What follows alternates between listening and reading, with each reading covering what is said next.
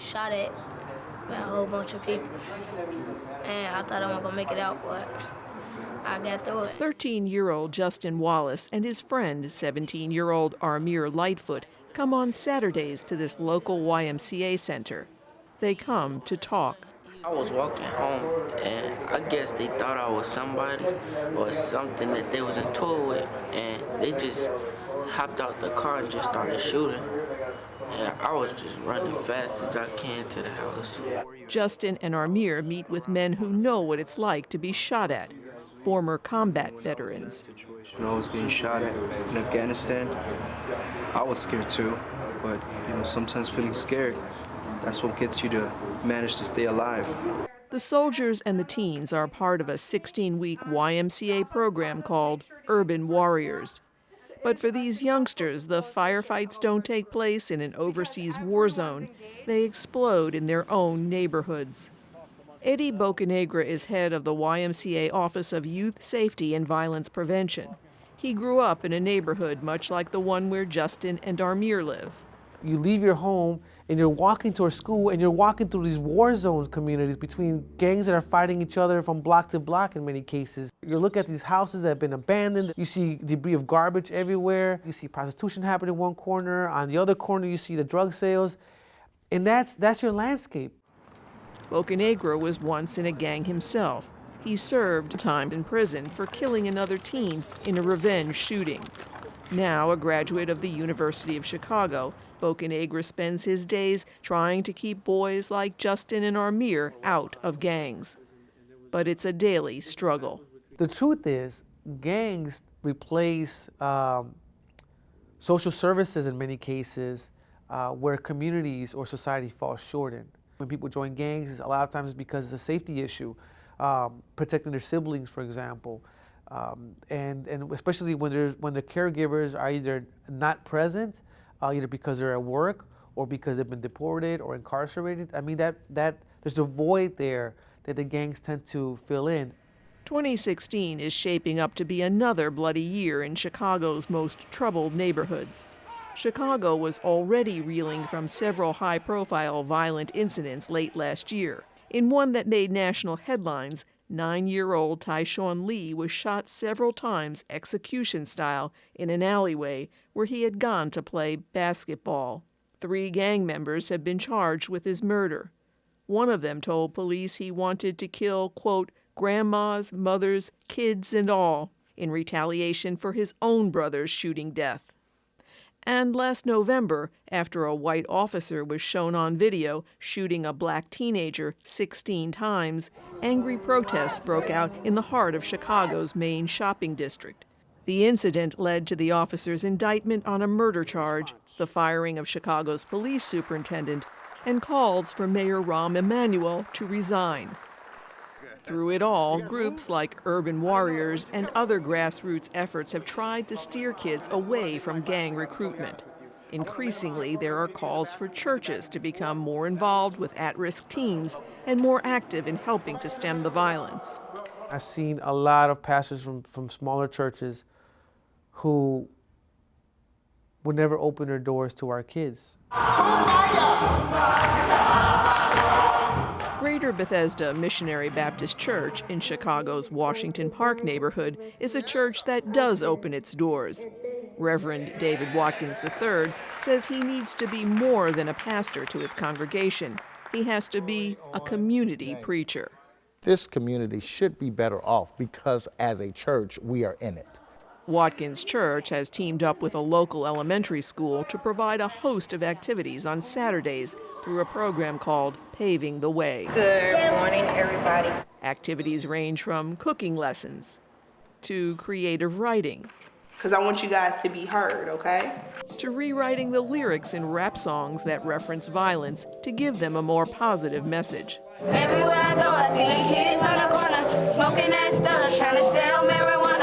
Kid on the corner, fights for his life, but I know what's wrong, but I know what's right. To drumming classes for the older boys, and where props are sometimes almost as big as these tiny dancers. For some, choreographing their own dance routines becomes a lesson in teamwork and leadership. So what can be improved? More practice. Yeah, more practice. Watkins says he is trying to redefine what it means to be church. Church for us is really service and commitment in the community, making a difference, changing lives, sharing God's love in tangible ways, not just on Sunday, but more importantly, Monday through Saturday.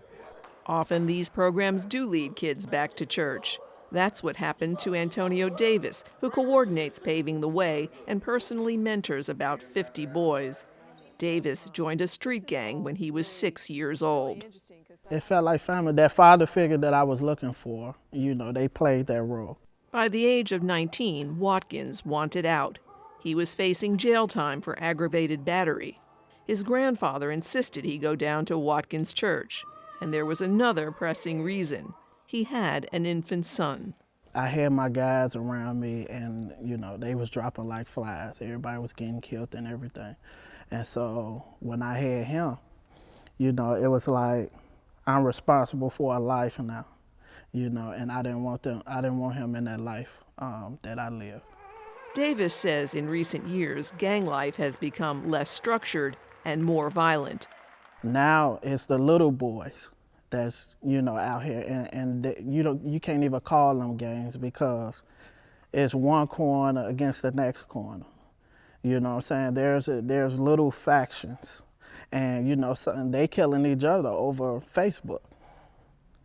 Snapchat, it's ridiculous out here. When Antonio came to us as an angry black man, making $5,000 a week doing drugs, we said, look, man, you can help us around here. We can only pay you $100. Whatever he needed, we were willing to do whatever it took to get it. A seemingly insurmountable problem is the constant flow of guns into the city. Cook County juvenile judge Colleen Sheehan says many of the youths in her courtroom are there on gun charges. She recalls asking one young man with no prior record what he was doing with a gun. He looked at me with sort of surprise, like, what do you mean did I get this gun? I just got it from a friend. It was that easy. It was as if I asked, where'd you get the candy bar? Father Dave Kelly is the chaplain at the Cook County Juvenile Detention Center.